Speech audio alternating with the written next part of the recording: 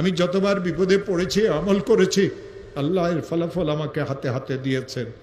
এই পর্যন্ত সারা পৃথিবী থেকে 10 লক্ষের উপরে এই আমল করে যারা আমার কাছে ফোন করে। আফ্রিকা থেকে, আমেরিকা থেকে, লন্ডন থেকে 9 লক্ষের উপরে তো মানুষেরা এই আমলের শেয়ার করেছে।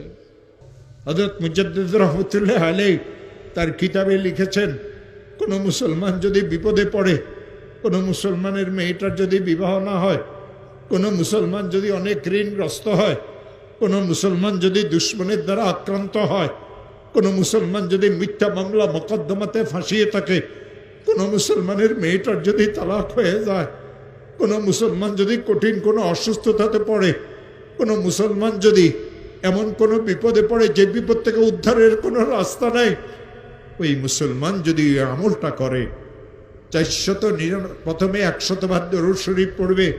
যেই দরুদ শরীফ সে পড়তে জানে, ইশারের নামাজের শেষে ঘুমের আগে পড়বে আল্লাহুম্মা সাল্লি আলা সাইয়্যিদিনা মুহাম্মদ 100 বার। 499 বার পড়বে লা হাওলা ওয়ালা কুওয়াতা ইল্লা বিল্লাহ।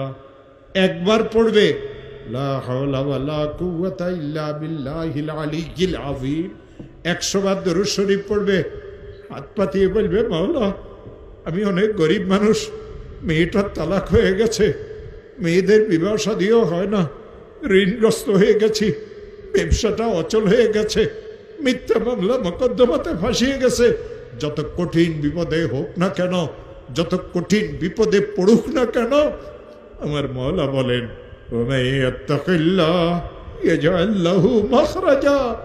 আমি তার জন্য উদ্ধারের রাস্তা করে দেব।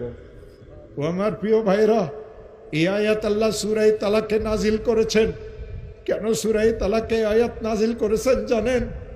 ইসলাম ধর্মে সবচেয়ে নিকৃষ্টতম জায়েজ হলো এই তালাক। এই তালাকের কারণে 2টা পরিবার ধ্বংস হয়ে যায়, মাসুম বাচ্চাদের জীবন ধ্বংস হয়ে যায়। এই তালাকের কারণে মানুষদের অবস্থার এমন সৃষ্টি হয় যে সে বর্ণনাও করতে পারে না। বড় বোনের তালাক হয়ে গেল, ছোট বোনগুলি বিবাহ আটকিয়ে গেল। নিশ্চয় মেয়েরা খারাপ, নাইলে কেন তালাক হইল? জামাইকে দেখতে তো অনেক ভালো লাগে। আমার প্রিয় ভাইয়েরা, এই মেয়েটা শ্বশুর বাড়িতে শান্তিতে ছিল না, বাপের বাড়িতে যতদিন ছিল ঘরের কাজ কামে মেয়েকে করা লাগতো। শ্বশুর বাড়িতে যাওয়ার পরে এই মেয়ের এত কষ্ট হয়, কাউকে খুলিয়ে বলতে পারে না। বাপ গরিব মানুষ, বাপের কাছেও বলতে পারে না, নীরবে সহ্য করে।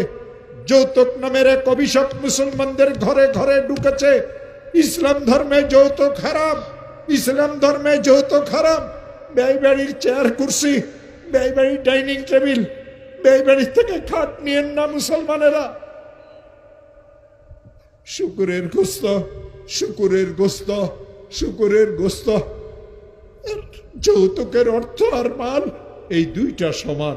ওই মুসলমান যৌতুক দিতে পারে, ওই মুসলমান যৌতুক নিতে পারে যে মুসলমান দাবি করার পরেও শুকুরের গোস্তকে চাবাই চাবাই খাইতে পারে।